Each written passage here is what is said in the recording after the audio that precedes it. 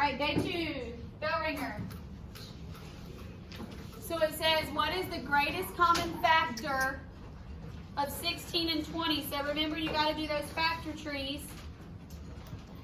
So 4, 4, 2 and 2. And then 4 and 5, 2 and 2. Now we'll list them. There's 4 2, so 1, 2, 3, 4. And then 2, 2, and 5. Now we circle what's in common. 2. One set of 2s and another set of 2s. So if there's 2 sets, what do we do to those? Multiply. So 2 times 2 is 4. Number 2. Number 2. So on this one, remember you're going to use the distributive property because when you take a number and smash it up against parentheses, that means to multiply. So I'm saying that 9 times 4 is 36, keeps the plus sign, and then 9 times 5 is 45. Those don't match, so I keep going. 9 times 3 is 27, keep the plus, and 9 times 2 is 18. So 27 plus 18, that does match. Let's keep going. For practice, 3 times 4 is 12. 12 plus 3 times 6, 18. 18. No. 3 times 9 27. plus 3 times 2. 6. So my answer is B. Yes. Can you also just add within the parentheses? No, I said that yesterday that we can't do that because if for some reason they swapped it and they did it like this. If they had 9, 2 plus 3. Well, what's 9 times 2? 18. Plus, and 9 times 3? 27. That's not the same. Yes, if I were to add them up, I would get the same answer. But in this problem, they're swapped. I have to keep them in the same order. Okay? Wait, that doesn't equal the same thing? I need this one because they're in the same order. This is not the same order. No, but it equals the same thing. I know that. I'm talking it has to be in the same order. It's got to be the same order. That's why we can't just add them up. That's why we've got to use the distributive property. Okay? Number 3. So here it says, which value is furthest from 0 on the number line? So when we're talking about distance here, how far something is, I have to ask myself, how many units? So how many units is negative 41? 41. It's 41 units from 0. How many units is 40 from 0? 40. Remember, these heavy lines is absolute value. And absolute value is always positive. So positive 41 and a half is how many units away? 41 and a half. And absolute value of 40 and a half is 40 and a half. So it says furthest. So I have to pick the number that is furthest, which is, which number do I got to pick? 41. I got to pick the greatest number, which in this instance is 3. Do you have a question? Can, like, if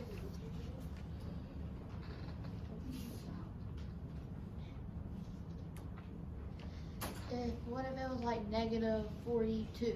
Would you pick that over 40? Yes. So Yes. it doesn't matter if the number's negative, it's just kind of like the Right, how many units? Because we're talking about distance here, how far it is. So if it was a negative 42, negative 42 is how many units away from 0? 42. 42. So it doesn't matter if it's negative or positive. Right, because we're talking about distance. So when we're talking about distance, what's the farthest? Okay? Now, on the vocabulary, it says each of and per are all keywords for what operation? Multiplication. Multiplication. Now, if we put division, yes, division is each and per, but not of. Of is the kicker here, and of tells me that it's multiplication.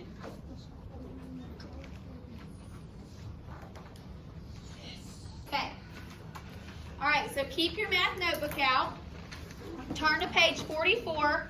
Have out module 7.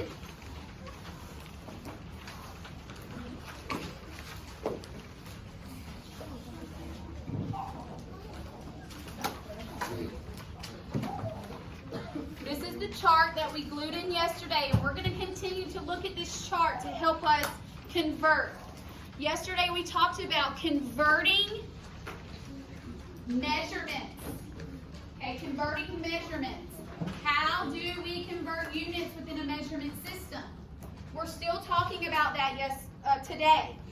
So our notes yesterday told us that the first thing we needed to do was determine what are the units that are being compared. Are we talking about pounds to ounces, yards to feet, feet to miles, pounds to tons? What are we comparing? Then, from there, we label those things.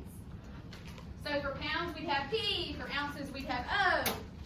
Then we use the chart to determine what our first beginning ratio is going to be. You've got to start with that chart to get your first ratio, which is here. So like yesterday, we had ounces and pounds, and in our chart, it told us that 16 ounces is 1 pound.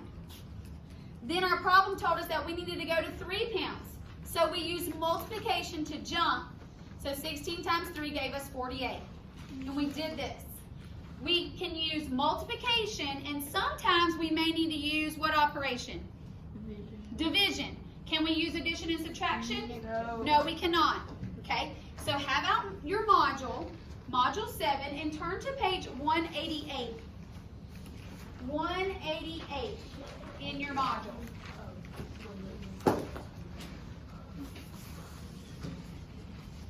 We're going to start with number 4. We're going to come back to number 3, because number 3 is a toughie. So we're going to come back to number 3 in just a minute. So looking at number 4 here,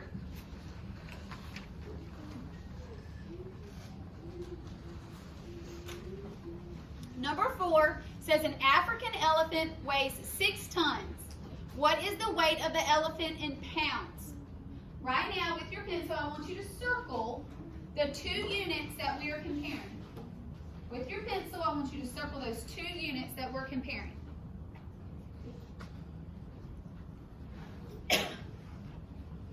Anthony, what are those 2 units?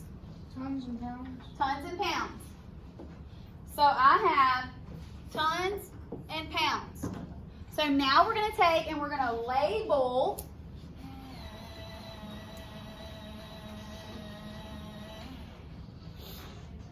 Come on, Kale. It's fine.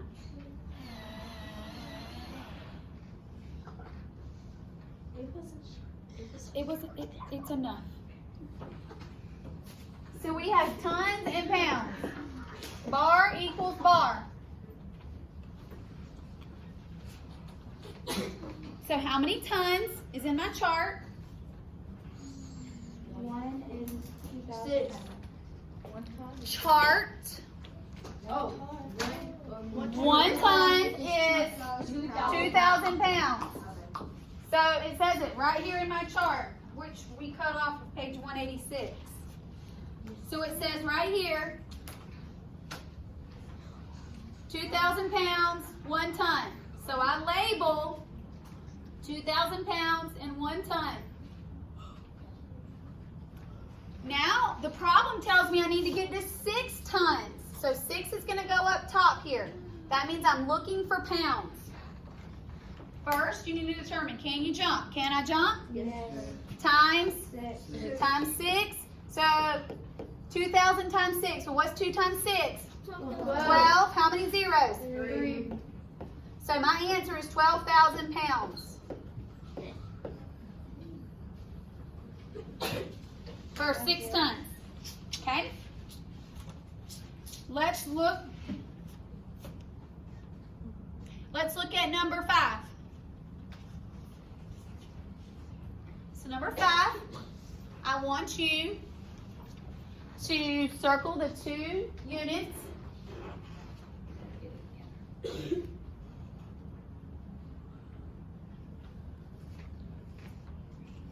Kel, what's those 2 units? Kilometers and meters. Okay, kilometers or kilometers, however you decide to say it. Kilometers and meters. So I got km for kilometers and m for meters. Bar equals bar. So once you have it labeled and you have your bar equals bar, where do we go next? Our chart. The chart. So Caroline, tell us where we're going, or what our chart tells us. 1 kilometer equals 1,000 meters. Okay, so 1 kilometer is 1,000 meters. It told us in our chart. And the problem tells me that we're getting to where, Jaden? We're getting to the distance in meters. What number are we going to? We're going to be going to,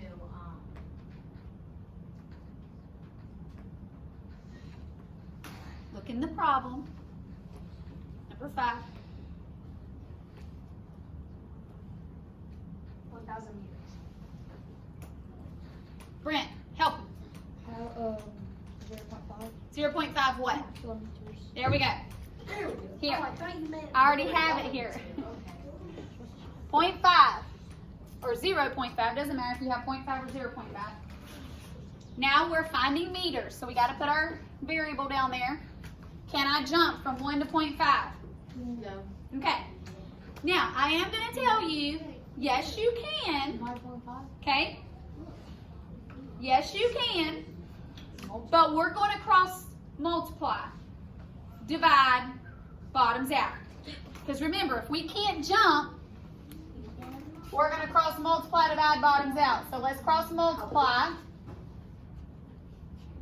M times 1 is 1M. M1 sounds like bingo. Remember, number comes first, then letter. Okay? 1M equals 1,000 times 0.5. 0.0005. How many decimal places do I need to move, y'all? 1. So my answer is 500 here. So now I've cross multiplied. Now what am I going to do? Divide by what number?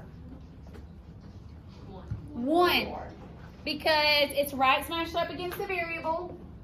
What happens to these 1s? Cross or cancel. They cancel, divide by 1. And we know that 500 over 1 equals 500. So 500 meters is my final answer here. You could have multiplied by what? You know, Canton? What could you have multiplied by? You could have did 2 divided by 4,000. Look, let me show you what you could do. Let me show you what you could do. Yeah, that's what Y'all, if anything, 1 times anything is whatever that other anything is.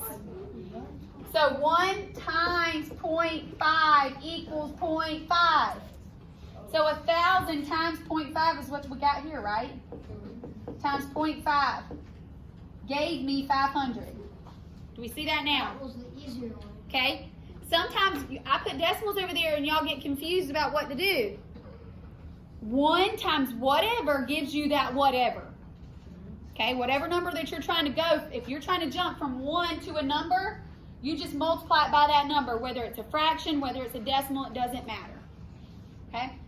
So let's look at number 6.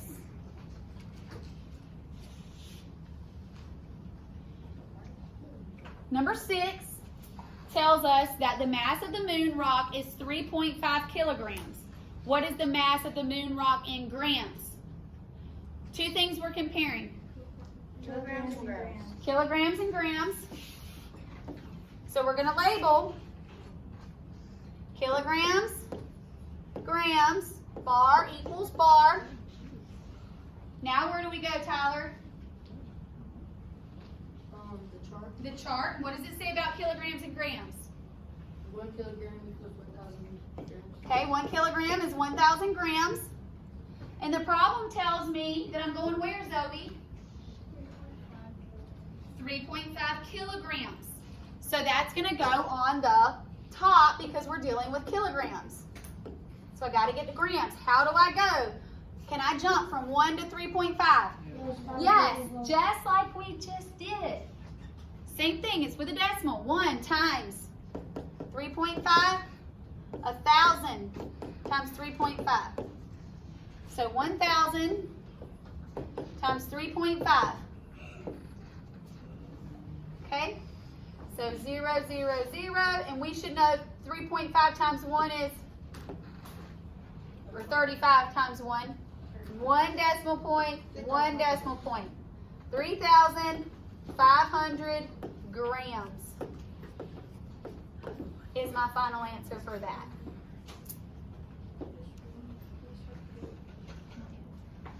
Okay, so remember that you have to start with the chart.